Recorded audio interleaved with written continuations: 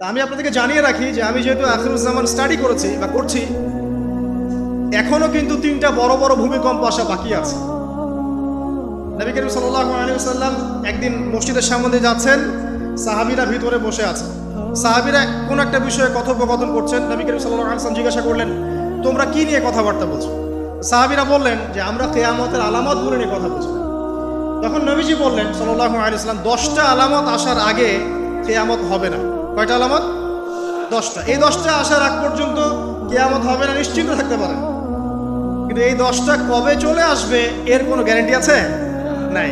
তার প্রথমটা হচ্ছে দাজ্জাল, মাসিহুদ দাজ্জাল মানুষের রূপে বের হবে। 2, ঈসা ইবনে মারইয়ামের আগমন। নবী ঈসা আলাইহিস সালাম আসবেন এবং তার হাতে দাজ্জাল নিহত হবে। কোথায় নিহত হবে সেটাও বলে দেওয়া আছে, প্যালেস্টাইনের বাবেলুদ নামক জায়গায়, যে জায়গাটা অলরেডি প্রস্তুত।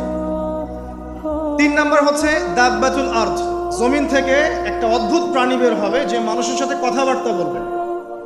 এটা হাদিসে আছে, কিন্তু তা আমরা এখন নিঃসন্দেহে 90% মানুষ বিশ্বাস করবে না।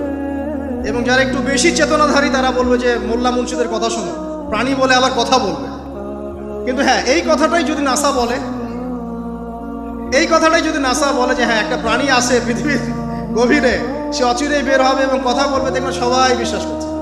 দেখেন চিন্তাগত শিরক, চিন্তাগত শিরকটা দেখেন।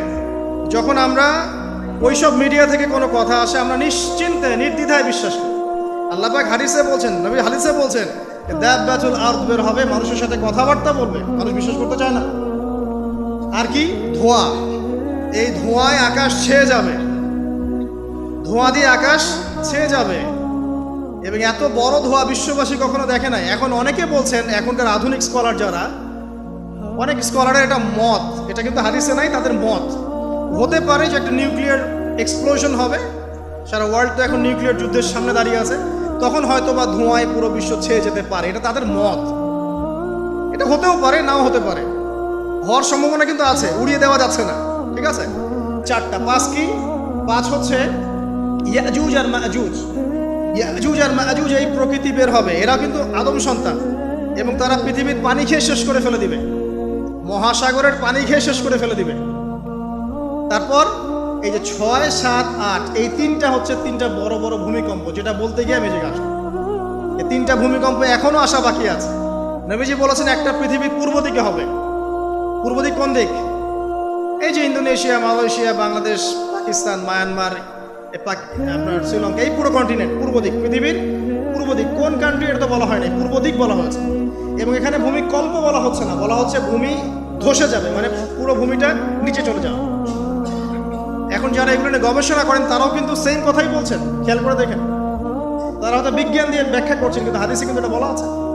একটা হচ্ছে পৃথিবীর পশ্চিম দিকে। আর পশ্চিম দিকে কেন হবে জানেন? সমকামিতার কারণে, সুদের কারণে, জেনার কারণে, পর্নোগ্রাফির কারণে, এবং সারা বিশ্বকে তারা যে জুলুমটা করছে, এই জুলুমের প্রতিফল হিসেবে আল্লাহ পাক ধসিয়ে দেবে। এর কোনো অস্তিত্বই থাকবে না। এখন মনে হচ্ছে না যে পুরো সারা ওয়ার্ল্ডকে রুল করছে, অস্তিত্বই থাকবে, ভূমিধস। আরেকটা হচ্ছে পৃথিবীর মাঝখানে কারা আছে বলেন? মাঝখানে আমাদের আমিরুল মুমিনিনরা আছে এখন, নাকি? হ্যাঁ, যারা ইসরায়েলের সাথে আতাত করছে এরা আছে, আমিরুল মুমিনিনরা আছে। তো সেখানেও একটা ফিতনা অপেক্ষা করতে থাকেন। তো এই কথাটা বলতে গিয়ে আমি এখানে এসেছি। পৃথিবীতে কিন্তু এখনো 3টা বড় বড় ভূমিকম্প বাকি আছে। আর সর্বশেষ আলামত হচ্ছে ইয়েমেন থেকে একটা আগুন বের হবে, বিশাল আগুন। এই আগুনটা মানব জাতিকে হাসরের মাঠের দিকে তাড়িয়ে নিয়ে যাবে। এই 10টা আলামত না আসা পর্যন্ত কিয়ামত হবে না।